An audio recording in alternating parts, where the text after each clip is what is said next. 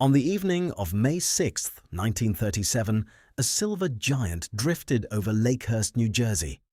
Inside it, passengers had crossed the Atlantic in rooms that looked less like an aircraft and more like a floating hotel. There were dining tables, promenade windows, writing desks, cabins, stewards, drinks, a lounge, and on board a hydrogen-filled airship. There was even a smoking room. Not an accident, not a secret, a real room, sealed behind doors, kept under pressure, protected by an airlock, controlled by rules. That was the confidence of the Hindenburg. The danger had not been ignored, it had been engineered into the routine. So when the largest aircraft in the world came in to land, most people watching from the ground were not looking at a warning. They were looking at progress, at luxury, at the future of flight. Then the future caught fire. To understand why people trusted the Hindenburg, do not start with the fire, start with the dining room. Passengers did not board a crude experimental machine. They entered a carefully designed passenger space inside the hull of the largest aircraft in the world. On A deck were the dining room, lounge, writing room, promenades, and double-berth cabins. On B deck were service spaces, toilets, a shower, crew and officer mess areas, the smoking room, the bar, and later additional passenger cabins. The public rooms were bright, modern, and elegant for their time. Passengers could sit at tables, write letters, look out through long promenade windows, eat meals in the sky, watch the ocean pass beneath them. The Hindenburg did not sell danger. It sold control. It sold comfort. It sold the idea that crossing the Atlantic could become not only faster, but grander. That is why the smoking room is such a powerful detail. A smoking room aboard a hydrogen airship sounds insane. The room was kept at higher pressure than the surrounding areas, separated by a double-door airlock and equipped with an electric lighter instead of open flame. The danger had not vanished. It had been given doors. Pressure, rules, furniture, service, routine. A passenger could sit inside a hydrogen airship, enter a protected smoking room, light a cigarette from a controlled device, and believe the risk had been mastered. That was not ignorance. It was confidence with a track record. The Hindenburg had turned a dangerous compromise into a luxury experience, a future where danger had been tamed so completely that you could dine inside it. So why was a passenger ship this refined, this expensive, this trusted, filled with hydrogen? The answer was not because nobody understood the risk. The Hindenburg had been designed for helium. Helium was the safer gas. It gave lift without burning. For a passenger airship crossing oceans, helium was the dream. But helium was not simply available to whoever wanted it. The United States controlled the practical helium supply, and American export restrictions kept it out of German hands, so the Hindenburg entered service with hydrogen instead. Hydrogen had advantages. It was lighter, it gave more lift, it made the huge passenger ship practical. But it carried the danger everyone knew. Hydrogen burns. That should have made the Hindenburg feel reckless. Instead, to many people, it felt proven.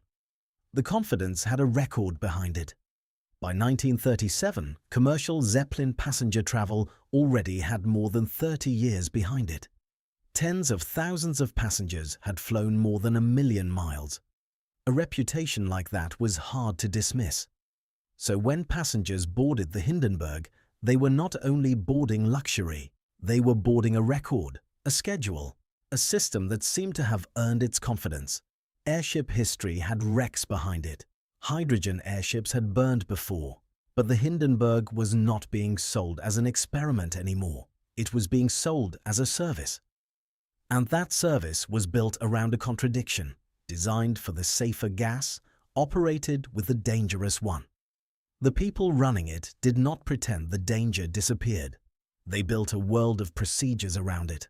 No open flames, controlled smoking, gas cell monitoring, landing rules, crew assignments, valves, ballast, electrical precautions, weather decisions.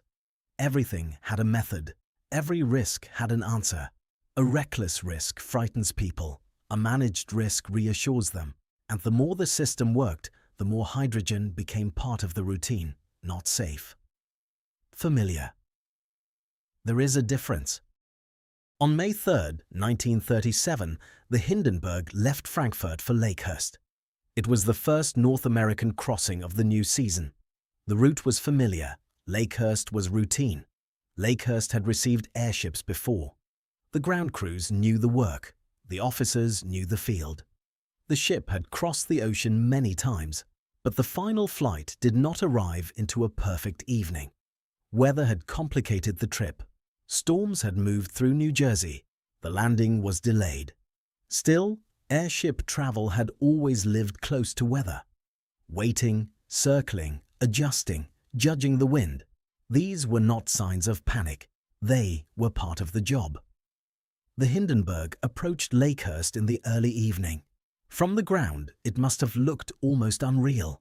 A vast silver hull descending through unsettled air. Men below preparing for lines. Engines adjusting. Officers making decisions inside the ship. Passengers close to the end of a long Atlantic crossing. The airship was almost home. That is the cruel part. Disasters often feel inevitable when we look backward, but in the moment this was still a landing. A difficult landing, a delayed landing, a watched landing, but still a landing. Then witnesses saw flame near the rear of the ship. The exact cause has been debated ever since. Investigators considered different explanations. Later researchers have argued over static electricity, leaking hydrogen, the outer covering, weather, and the chain of events that allowed ignition to become catastrophe. This story should not pretend to solve what remains disputed.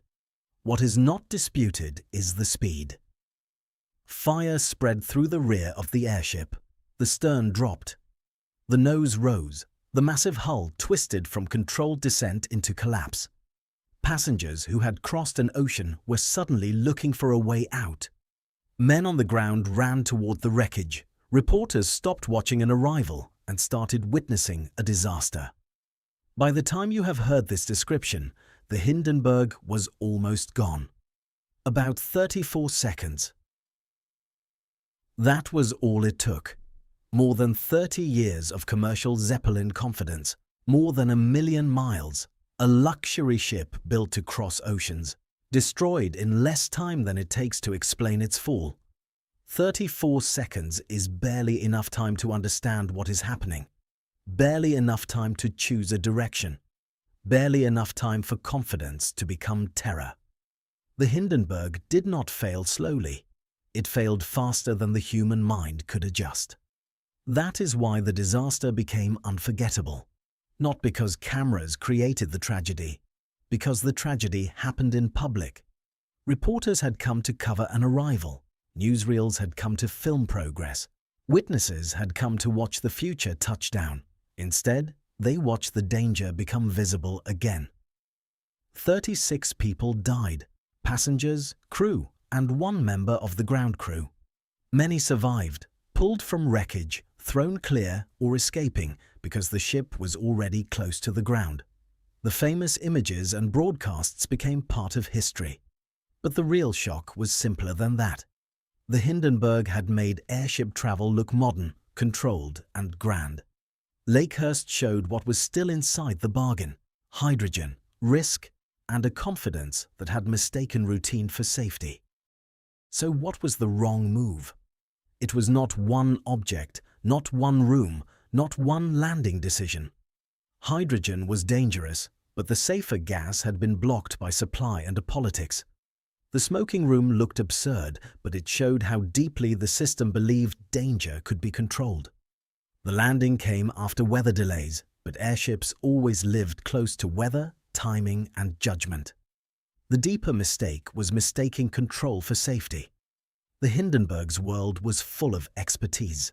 The builders were not fools. The crew was not foolish. The passengers were not foolish. The system had answers, and the answers had worked before.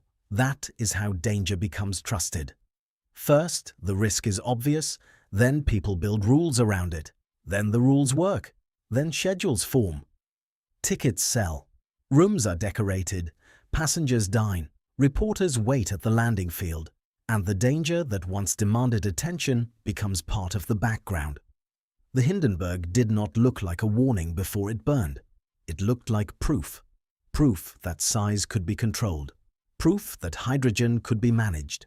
Proof that luxury could float across the ocean. Proof that the future had arrived. Then 34 seconds destroyed the argument. That was the wrong move. Mistaking managed danger for conquered danger, mistaking routine for proof, mistaking confidence for safety. The wreckage at Lakehurst ended more than a flight. It wounded an entire dream. For years, rigid airships had promised a future where oceans could be crossed in floating hotels, where passengers looked out through promenade windows, where meals were served above the Atlantic, where engineering turned the impossible into a timetable. After May 6, 1937, that dream never fully recovered.